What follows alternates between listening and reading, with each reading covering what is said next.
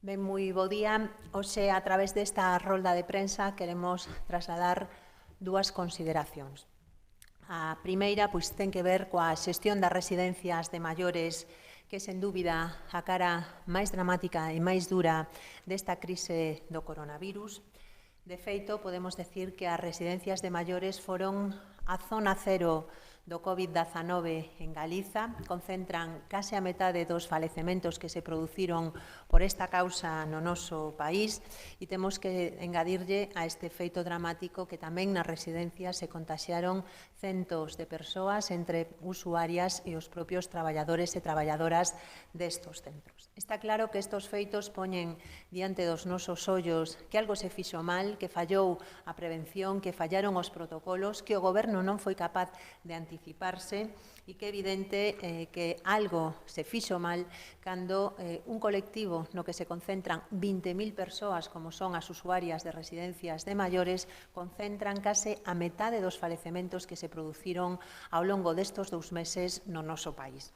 Por lo tanto, para nós, as residencias de maiores son unha das mostras do fracaso da xestión desta crise e onde creemos que o Goberno debe de actuar con responsabilidade e fuxir de toda frivolidade e, sobre todo, de xogar coas familias, coas súas esperanzas por tacticismos electorais. E digo isto ao fío do que pasou nestos últimos días, onde vemos como Feijóo, en menos de 48 horas, di unha cousa e di a contraria. Primeiro, anuncia que se van poder realizar visitas ás residencias de maiores a partir do día 18 de maio, sabendo que eso non era posible pola normativa vixente, e logo 48 horas despois cancela estas visitas botándolle a culpa ao Goberno central. E nós desde o BNG somos moi críticos coa improvisación que ten reinado por parte do Goberno central e con decisións erróneas ao longo desta crise do COVID-19. Pero que neste tema era clara a posición que había porque estaba publicada no propio Boletín Oficial do Estado e non houbo ningún tipo de vaivén nin cambio de criterio. O único que vimos foi a un Feijóo que quixo utilizar de xeito oportunista a dor das familias nunha cuestión tan sensible e xogando, por o tanto, coas esperanzas de moitas familias, sabendo que esas visitas non eran posibles. E nós do que decimos é que, efectivamente, en política non vale todo nunca e moito menos no medio dunha pandemia que leva un coste tan alto á nosa sociedade e onde non se debe xogar coas esperanzas nin, desde logo, facer electoralismo cun tema tan sensible. E isto é así porque fixádevos que xa se sabía que na fase 1, porque estaba publicado, non podía haber estas visitas, pero é que o propio 16 de maio se publica no BOE a normativa que regula o acceso ás familias a centros residenciais a partir da fase 2, é dicir, a partir do 25 de maio, e onde ademais se sinala que no caso das residencias de maiores as visitas serán excepcionais, tal como o fin da vida ou alivio de descompensación neurocognitiva do residente e que, en todo caso, non se permitirá o acceso ás residencias cando haxa confirmados de COVID-19, cando haxa algunha persoa que se encontre en cuarentena ou cando poda haber, por tanto, contactos co COVID-19. Pero tamén nos extraña que os xoves, despois dun Consello da Xunta, Feijóo anuncia esta medida a bombo e plato e, sin embargo, ese protocolo para poder realizar as visitas aos centros de maiores non aparece nin entre os acordos que se tomaron nese Consello da Xunta, nin se publicou nunca no Diario Oficial de Galicia. Por lo tanto, estamos ante un feito moi grave onde vemos como Feijóo utiliza as familias e as persoas residentes de maiores para facer electoralismo, actuando ademais dun xeito irresponsable. Nós, como BNG, pedimos explicacións por un feito tan grave e, desde logo, pensamos que non se pode xogar coa vida das persoas, nin moito menos se pode xogar cunha situación tan sensible como vemos que é a xestión das residencias de maiores. Feijóo que tiña que facer non era electoralismo, sino abrir unha investigación sobre o que leva pasado nas residencias de maiores, garantirlle a todo o personal que vai a ter material axeitado para a protección do mesmo o que hai que facer é un protocolo claro, técnicamente consensuado e seguro tanto para as familias como, sobre todo, para as persoas residentes da terceira idade, que permita ir preparando o desconfinamento das residencias de maiores, porque o que se merecen tanto as persoas usuarias como as familias son certezas e nada de improvisacións e, sobre todo, ningún tipo de uso electoralistas das súas demandas. E, por último, nós tamén entendemos que toda a crise que se deriva das residencias de maiores abre un debate de futuro, un debate onde hai que cambiar o modelo privatizador que impulsou ao longo destes anos o Partido Popular. Hai un dato que deixa moi clara cal é a situación e as prioridades que tivo ao longo destes anos o goberno do PP presidido por Feijóo. Fixadevos que temos no noso país 223 residencias de persoas maiores e só 24 son de xestión pública. Feijóo, ao longo destes últimos anos, prometera que ia construir unha residencia de maiores en cada unha das 7 cidades de Galiza. O feito é que non se fixo ni unha soa nova residencia, nestos 11 anos, nin unha soa nova praza pública en residencias de maiores, e esta crise do COVID-19 o que nos deixa diante dos nosos ollos é a constatación de que fracasou ese modelo que quere mercantilizar o dereito a unha vellez digna. E, polo tanto, o que hai que facer é reprogramar este servizo e ter un plan de futuro que permita o rescate para o público das residencias de maiores e a fortalar isto como unha prestación pública. Todos e todas entendemos que a sanidade, que a educación son dereitos públicos e que hai que garantilos a través dunha rede xestionada desde o ámbito público, e ese mismo criterio é o que nos entendemos que debe de rexir para o ámbito de atención á vellez, que é un ámbito tan sensible e onde ademais temos a obriga ética e moral de garantizarlles uns servizos de primeira ás persoas nos últimos anos da súa vida. Cambiando de tema, e como me refería ao principio, queremos tamén facer unha valoración sobre outro asunto, e é precisamente a convocatoria electoral. Hoxe xa sabemos que Urkullu lle vai anunciar de novo os galegos e as galegas que van votar o próximo 12 de xullo. Vemos de novo como é o lendakari Urkullu que enmarca a xenda en Galiza cun Feijóo que única e exclusivamente o que fai é seguidismo. Sobre este tema, a opinión do BNG é moi clara. Cremos que é unha temeridade por parte de Feijóo ir a unha convocatoria electoral no medio dunha pandemia, en pleno estado de alarma e de emerxencia sanitaria e xusto, ademais, na fase de desescalada. E que é unha temeridade que os propios informes da Xunta avisan, porque nos din que a evolución do COVID-19 é impredecible e advirten de que pode haber un repunte en calquera momento, e isto, ademais, é moito máis grave nunha poboación como a galega que está moi pouco inmunizada.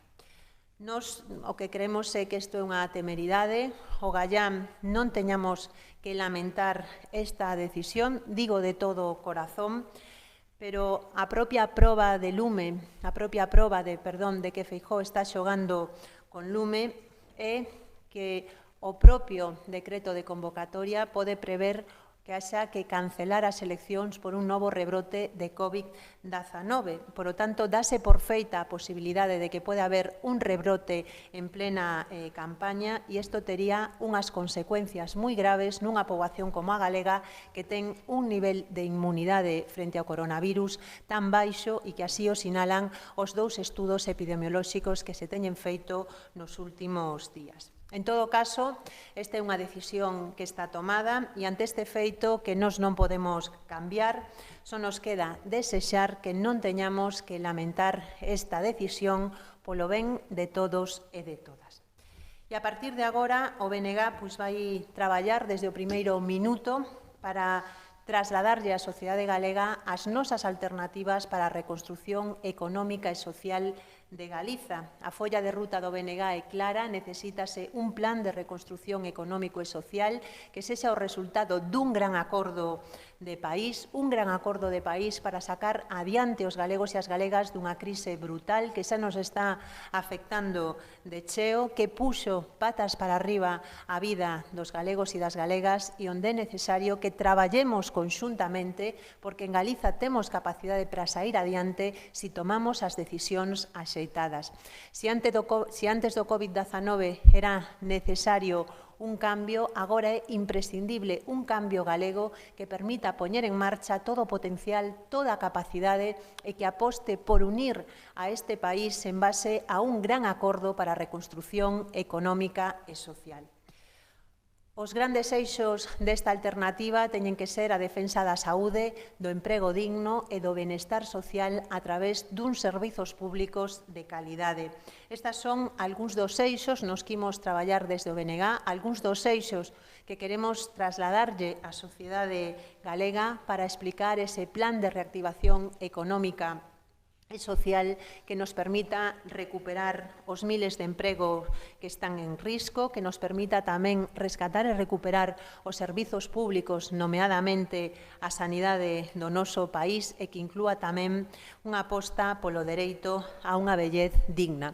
A día de hoxe son moitas as preocupacións que teñen os galegos e as galegas. Preocúpalles como van facer para pagar as facturas, como van chegar a fin de mes, como conciliar a vida laboral ou familiar. Hai moita xente nova desesperanzada porque non sabe cal vai ser o seu futuro. Temos os nosos sectores productivos en crise, temos un sector moi importante na economía como é o comercio, turismo, a hostelería. Temos a 210.000 autónomos e autónomas que non saben que vai pasar o día seguinte. Estas son cuestións nas que imos traballar de xeito prioritario desde o BNG nun momento no que o presidente da Xunta, que quen ten as competencias, decide facer seguidismo de Urcullu e convocar unhas eleccións no medio dunha pandemia sin garantías sanitarias, pero en todo caso, como isto parece xa que é unha decisión que está adoptada, desde o BNG imos a traballar con todo entusiasmo, con todo rigor, con toda seriedade, porque se antes do COVID-19 era necesario un cambio galego, agora é imprescindible. Eu era o que vos quería trasladar e, en todo caso, quedo a disposición por si hai algunha pregunta.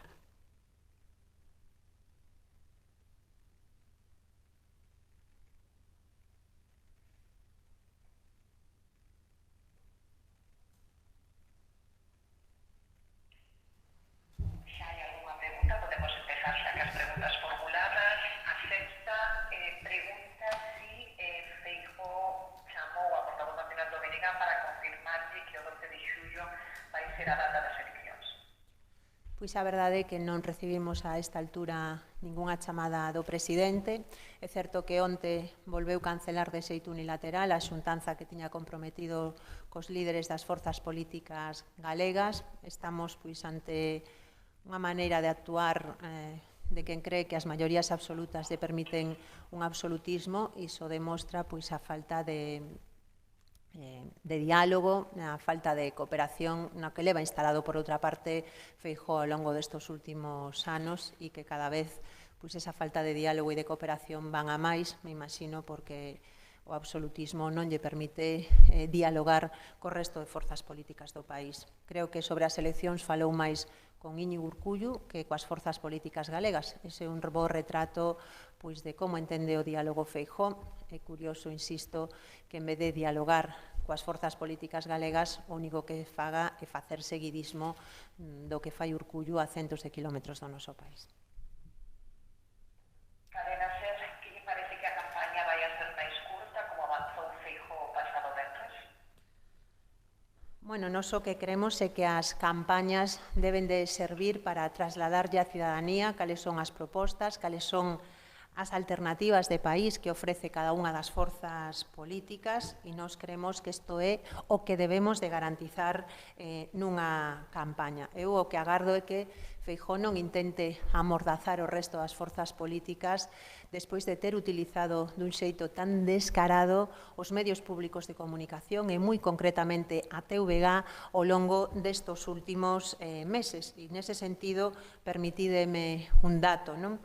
Si tomamos como referencia o tempo que transcurriu entre a declaración do estado de alarma, 14 de marzo, e o pasado 13 de maio, podemos concluir que Feijóo acaparou 1.463 minutos dos medios públicos na TVG en prime time. O BNG en toda a legislatura non conseguiría chegar nunca a esta cifra. Eu o que espero é que neste momento Feijóo non lle queira furtar a ciudadanía o dereito a ter un debate sobre o que nos xogamos nesta convocatoria electoral, que non intente amordazar o resto de forzas políticas e, sobre todo, que non pretenda facer creer que quere unha campaña curta, cando leva, desde o primeiro momento en que se declarou o estado de alarma, facendo campaña electoral.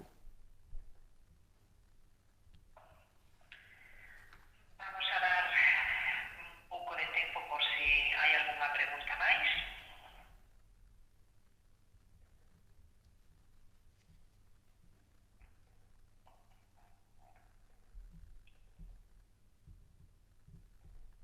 Si están formulando preguntas, vamos a esperar a que entren no WhatsApp de medios.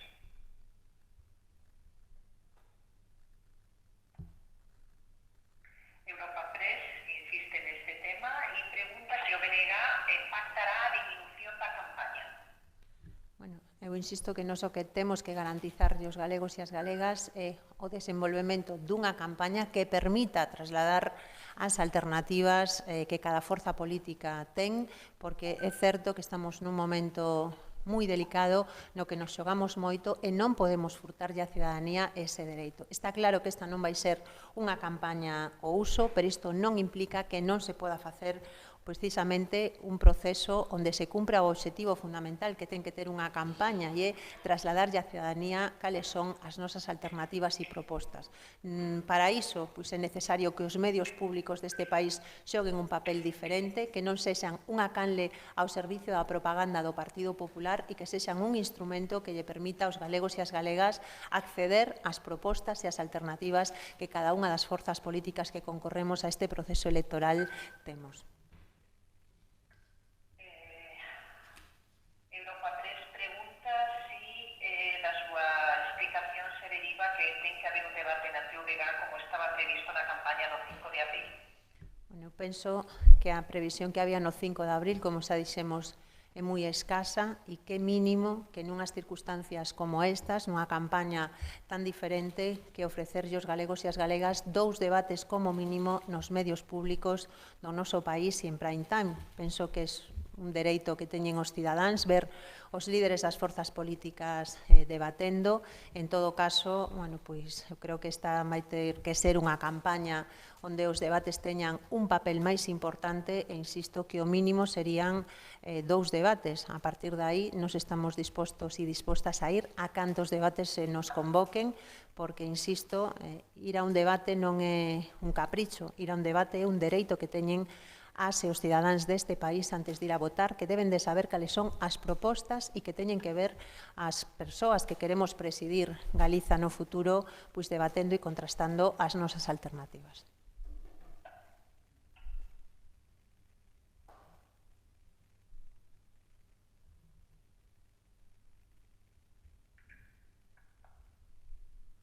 Bueno, creo que non hai máis preguntas. Podemos dar aquí por concluída a ronda de prensa. Moi ben, pois moitísimas grazas a todas as persoas que estiveste seguindo a convocatoria, esta rolda de prensa, e remato, como sempre, pois enviándolle todo o afecto a aquelas persoas que perderon a un ser querido nesta crise, máis de 600 persoas falecidas no noso país, que van a estar sempre no noso corazón, desexando que aquelas que están agora mesmo contaxiadas se recuperen pronto e tamén facendo pois, un chamamento á responsabilidade colectiva, porque esta fase de desconfinamento é unha fase moi delicada na que nos estamos xogando todo. Calquer paso atrás sería dun impacto brutal e temos a confianza en que os galegos e galegas somos un pobo responsable que imos a seguir facendo ese exercicio de responsabilidade colectiva. É un momento moi duro, pero temos a convicción de que sairemos adiante. Moi bo día.